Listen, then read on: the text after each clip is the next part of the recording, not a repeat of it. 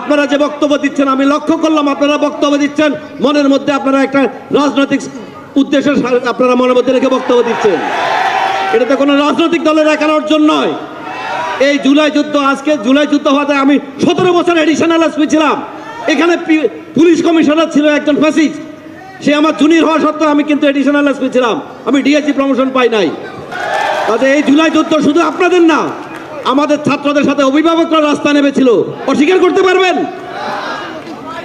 এই জুলাই যুদ্ধ সকলের, আপনাদেরকে মানুষের প্রতি রেসপেক্ট রাখতে হবে, সম্মান বোধ রাখতে হবে, মিউচুয়াল রেসপেক্ট রেখে কথা বলবেন। এখানে কেউ জুলাই যুদ্ধকে বিক্রি করে অর্জন করে কারো এটা একার নয়। এখানে যারা বক্তব্য রাখতেছেন আপনাদের সামনে এখানে সম্মানিত লোকজন বসে আছে, এটা কোনো ফেলনা লোকজন নয়। রাজনৈতিক বক্তব্য দেওয়ার সময় আপনারা কাউকে ছোট করবেন না। আপনারা যেখানে এখানে বক্তব্য দিবেন নিরপেক্ষ দৃষ্টিতে এবং সুন্দরভাবে বক্তব্য দিবেন, সম্মান রেখে। আপনার রাজনৈতিক মাঠে আপনারা রাজনৈতিক বক্তব্য দিবেন, এখানে কোনো রাজনৈতিক বক্তব্য কাউকে ছোট করে কারো অসম্মান করে বক্তব্য দিবেন না। যারা এরপরে বক্তব্য দিবেন বক্তব্য সংক্ষেপ করবেন। আপনারা নিজেরা সস্তা হাততালি পাওয়ার জন্য বক্তব্য দিবেন না। সবাইকে সম্মান রেখে, মিউচুয়াল রেসপেক্ট রেখে, সমাজের সকলের প্রতি সম্মান বোধ রেখে আপনারা বক্তব্য দিবেন। আমি প্রসঙ্গক্রমে বলতেছি, আপনাদের এই দ্বন্দ্বের কারণে ফ্যাসিস্টরা আজকে রোকেয়া ইউনিভার্সিটির মতো জায়গায় ফ্যাসিস্টরা এখানে ঢুকে যাওয়ার চেষ্টা করতেছে। এটার জন্য আপনারা দায়ী। এখানে যদি ফ্যাসিস্ট কখনো মাথা তুলে দাঁড়াতে চায়, চেষ্টা করে, তাহলে আপনাদের এই বিভেদ, আপনাদের এই দ্বন্দ্ব সেটার জন্য দায়ী থাকবে। আপনারা এই দ্বন্দ্ব তৈরি করবেন না, এই দেশকে আর পিছিয়ে দিবেন না। এই দেশ যতটুকু পিছিয়ে গেছে, এখন এই দেশকে সামনে নিয়ে এগিয়ে নেওয়ার সময় আমাদের। জুলাই যোদ্ধা সম্পর্কে আপনারা এখানে জানেন, আপনারা বলেন তো কতজন আহত জুলাই যোদ্ধার গ্যাজেট হয়েছে? বলেন, একজন বলেন। 16,000। পরিসংখ্যান আপনাদের কাছে নাই, লেখাপড়া করেন না, স্টাডি করেন না, বক্তব্য দিতে আসেন। 16,000 আহত জুলাই যোদ্ধার গ্যাজেট হয়েছে এবং গ্যাজেটটা এখন কন্টিনিউয়াস প্রসেস, চলমান প্রক্রিয়া, এটা শেষ হয়ে যায় নাই। এই চলমান প্রক্রিয়ায় যারা বাদ পড়ছে যাচাই বাছাই চলতেছে, যেটা ফ্যাসিস্টের কেউ আবার জুলাই যোদ্ধা হিসেবে ঢুকে যেতে না পারে, গভর্নমেন্ট সে ব্যাপারে সতর্ক রয়েছে, মন্ত্রণালয় সতর্ক রয়েছে। আবার প্রকৃতিতে কেউ যেন বাদ না পড়ে সে ব্যাপারে সতর্ক রয়েছে।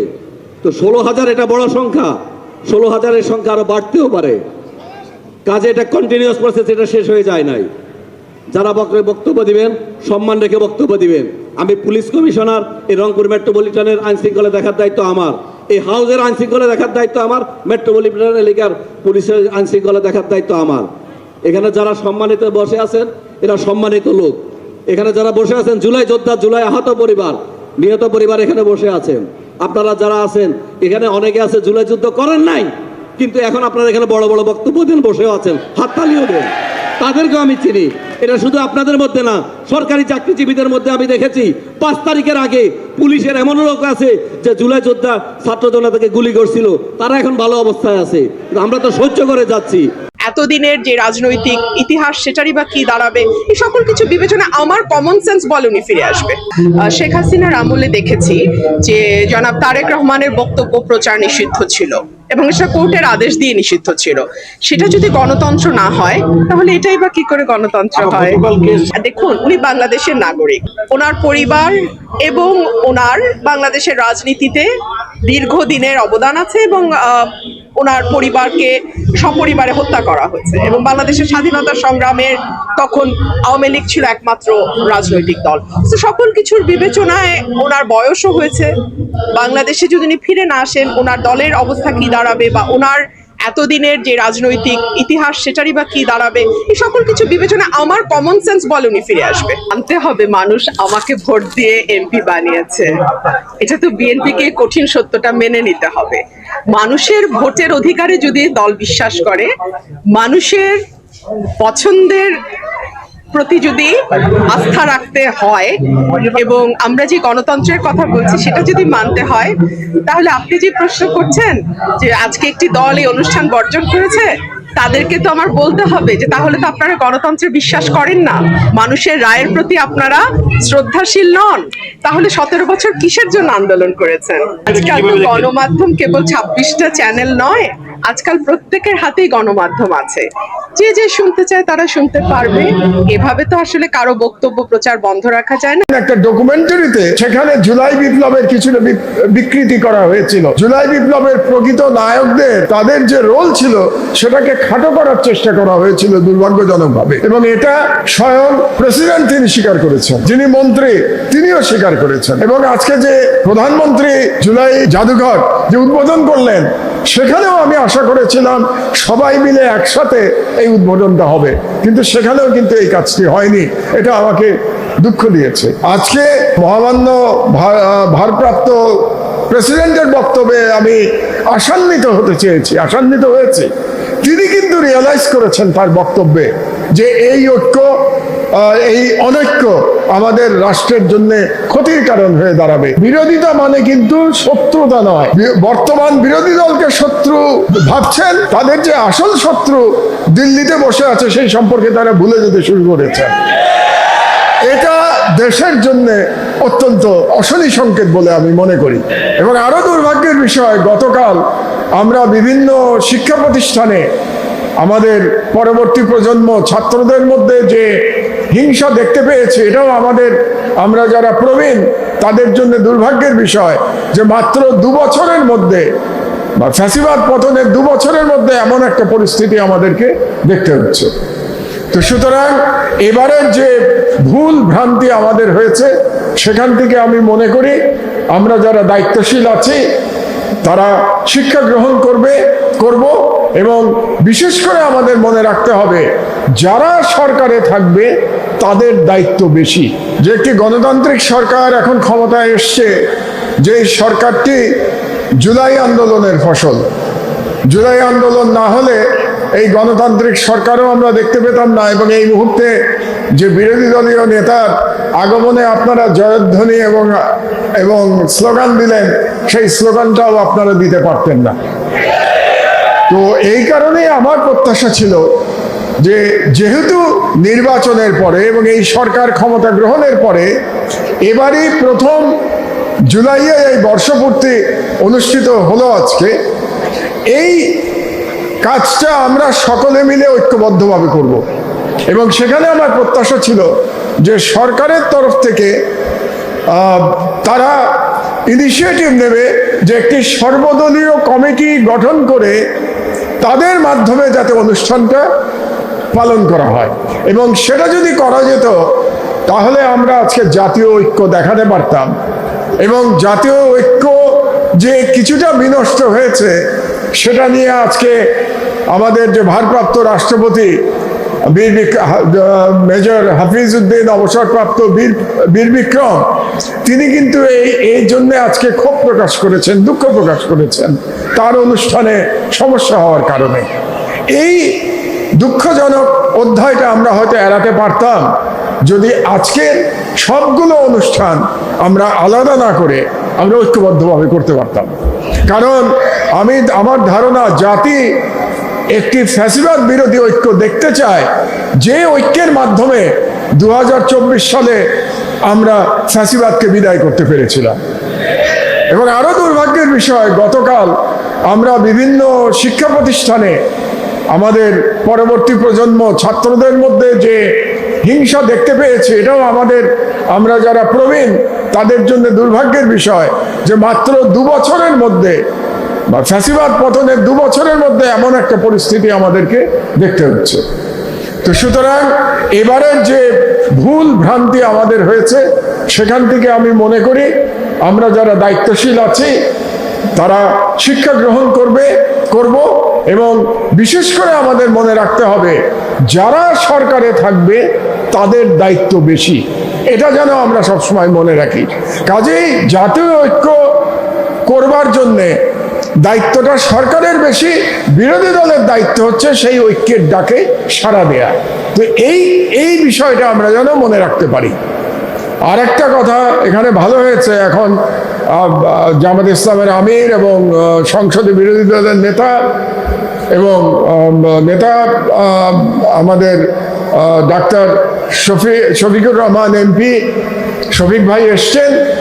তার সামনে আমি ইঞ্জিনিয়ারদের প্রসঙ্গে 2-1টি কথা বলতে চাই। সবগুলো হয়তো ওনার নলেজে নাও থাকতে পারে। আজকেও যেমন ধরুন আজকে ফোরাম আজকে এই অনুষ্ঠানের আয়োজন করেছে, যারা প্রধানত জামাতের সমর্থক ইঞ্জিনিয়াররা আজকের অনুষ্ঠান অর্গানাইজ করেছে। আপনাদেরকে আমি জানাতে চাই, আপনারা যারা ইঞ্জিনিয়ার তারা সবাই জানেন যে এই ইঞ্জিনিয়ারদের আমি দীর্ঘদিন নেতৃত্ব দিয়েছি, এবং সেই নেতৃত্ব ছিল বাংলাদেশের যারা ফ্যাসিস্ট সমর্থক তাদের বিরুদ্ধে, তাদের মোকাবেলায় যারা জাতীয়তাবাদে এবং ইসলাম সমর্থক ইঞ্জিনিয়ারদের ঐক্যবদ্ধ করা, এবং এই কাজটি আমি দীর্ঘ সময় ধরে করেছি। এখানে আজকে যারা উপস্থিত আছেন ফোরামের নেতৃবৃন্দ, তাদের মধ্যে ইঞ্জিনিয়ার আলামিন এবং ইঞ্জিনিয়ার গোলাম মোস্তফা ভাই, তাদের সাথে বসে আমি বহুবার নমিনেশন ঠিক করেছি যাতে করে ঐক্যবদ্ধ প্যানেল দেয়া যায়। কিন্তু আমাদের জাতির দুর্ভাগ্য যে আজকে 2 বছরের মধ্যে সেই ইঞ্জিনিয়ার যাদেরকে আমি দীর্ঘদিন, আমি বোধহয় আলামিন হয়তো মনে আছে, আমার মনে হয় প্রায় 1.5 যুগ নেতৃত্ব দিয়েছি, তাই না? তো প্রায় 1.5 যুগ নেতৃত্ব দিয়েছি, আমরা একসাথে আলোচনা করেছি, একসাথে বসেছি, একসাথে আমাদের কর্মসূচি ঠিক করেছি। অথচ আজকে আমরা এমন একটা দিনে সকল ইঞ্জিনিয়ার মিলে আমরা একসাথে এই আয়োজনটা করতে পারলাম না। এটা ইঞ্জিনিয়ার হিসেবে আমাকে পীড়া দেয়, এবং এই আইবিতে তো আমার পদচারণা ছিল, রেগুলার পদচারণা ছিল, বরং সাংবাদিক হওয়ার পর থেকে পদচারণা কমে গেছে, এর মধ্যে জেলে যাওয়ার পরে আরো পদচারণা কমে গেছে। তো এর আগে তো আমি রেগুলার আসতাম এখানে। তো আমি আশা করি যে আমরা সেই ঐক্য আবার ফিরিয়ে আনতে সক্ষম হব, কারণ হচ্ছে এই ঐক্যটা বাংলাদেশকে টিকিয়ে রাখার জন্য দরকার, বাংলাদেশের স্বাধীনতা রক্ষা করবার জন্য এই ঐক্যটা খুব জরুরি। এবং এই ঐক্য আজকে বিঘ্নিত হয়েছে বলেই আপনারা দেখছেন যে পলাতক স্বৈরাচার বিদেশি প্রভুর কাছে বসে নানা রকম বক্তব্য তিনি দিতে পারছেন। আজকে যদি বাংলাদেশে আমরা ঐক্যবদ্ধ থাকতাম, জুলাই যোদ্ধারা যদি ঐক্যবদ্ধ থাকতেন, তাহলে তার এই উদ্ধত্ত হতো না, এটা আমাদের মনে রাখা দরকার। এবং আরেকটি বিষয় আমাদের প্রত্যেকের স্মরণে রাখা দরকার যে জুলাই বিপ্লবে যারা পরাজিত শক্তি কিন্তু দুটো, একটি দেশীয় শক্তি আর একটি বিদেশি শক্তি। তারা এত সহজে তাদের ষড়যন্ত্র বন্ধ করবে না, এবং সেটা গত 2 বছর ধরে আমরা অব্যাহতভাবে দেখতে পেয়েছি। এখনো সময় আছে, যে বিভাজন হয়েছে এই বিভাজন ভুলে গিয়ে আমি রাজনীতিবিদ নই, একজন ইঞ্জিনিয়ার হিসেবে এবং মিডিয়ার একজন মানুষ হিসেবে, বাংলাদেশের একজন প্রবীণ নাগরিক হিসেবে আমি আহ্বান জানাচ্ছি, আবার যেন জুলাই যোদ্ধারা আমরা ঐক্যবদ্ধ হতে পারি। রাজনীতিতে মতবিরোধ অবশ্যই থাকবে, এবং ডেমোক্রেটিক পলিটিক্সে, বিশেষত পার্লামেন্টারি পলিটিক্সে বিরোধী দল এবং সরকারি দল থাকবে, কিন্তু আমাদের উভয়কে উপলব্ধি করতে হবে যে বিরোধিতা মানে কিন্তু শত্রুতা নয়। আমি দুর্ভাগ্যজনকভাবে দেখতে পাচ্ছি, বিশেষত সরকারের তরফ থেকে যে সমস্ত বয়ান সরকারের সব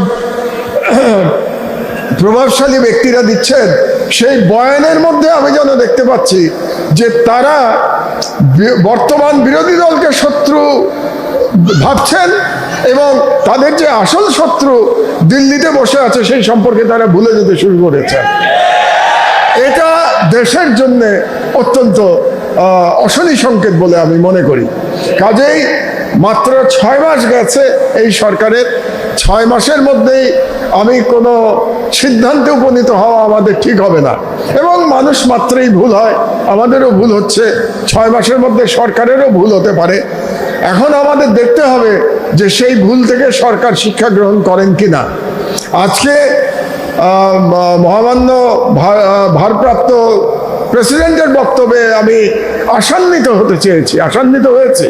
তিনি কিন্তু রিয়েলাইজ করেছেন তার বক্তব্যে যে এই ঐক্য, এই অনৈক্য আমাদের রাষ্ট্রের জন্য ক্ষতির কারণ হয়ে দাঁড়াবে। তার বক্তব্য নিশ্চয়ই আপনারা শুনেছেন আমার মতো, এবং তার বক্তব্যে মনে হয়েছে যে তিনি ভুল বুঝতে পেরেছেন। যেমন যে ইস্যুটি নিয়ে ওখানে সমস্যা হয়েছিল সেটা হলো, আপনারা জানেন, একটা ডকুমেন্টারিতে সেখানে জুলাই বিপ্লবের কিছুটা বিকৃতি করা হয়েছিল।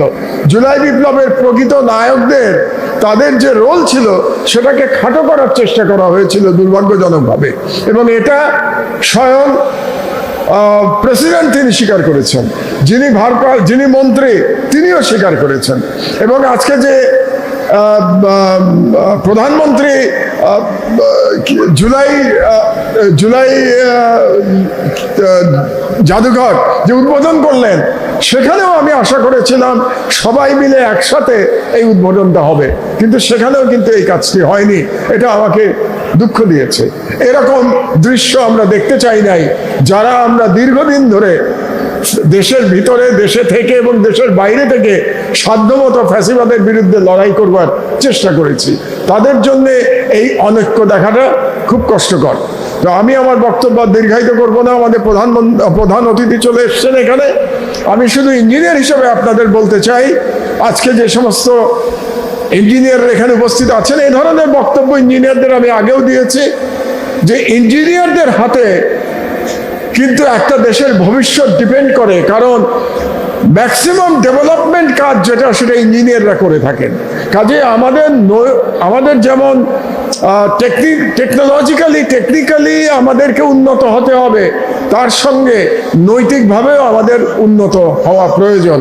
কারণ আপনারা যদি সততার সাথে আপনাদের দায়িত্ব পালন করেন, তাহলে 1 নম্বর আপনারা দেশের জন্য একটা উদাহরণ সৃষ্টি করতে পারবেন, এবং 2 নম্বর আমাদের অপচয় কমে যে দেশের প্রকৃত প্রবৃদ্ধি হবে, এবং 3 নম্বর আপনারা দেশের কাজে আপনাদের প্রয়োজনীয় ভূমিকা রাখতে সক্ষম হবেন। তো আমি মনে করি ফোরামের ইঞ্জিনিয়ারদের অন্তত আমি এই আহ্বান জানাচ্ছি যে ফোরামের ইঞ্জিনিয়াররা যেন একজন এক্সাম্পল সেট করতে পারে তাদের দায়িত্ব পালন করবার জন্যে। তো আপনারা যে আজকে এই অনুষ্ঠানের আয়োজন করেছেন, এই জন্য আপনাদেরকে ধন্যবাদ জানাচ্ছি, এবং আপনাদের সংগঠনের উত্তরোত্তর উন্নতি কামনা করে এবং শহীদদের প্রতি আবারও আমার শ্রদ্ধা জানিয়ে বক্তব্য শেষ করছি। আল্লাহ হাফেজ। বাংলাদেশ জিন্দাবাদ। জুলাই বিপ্লব অমর হোক।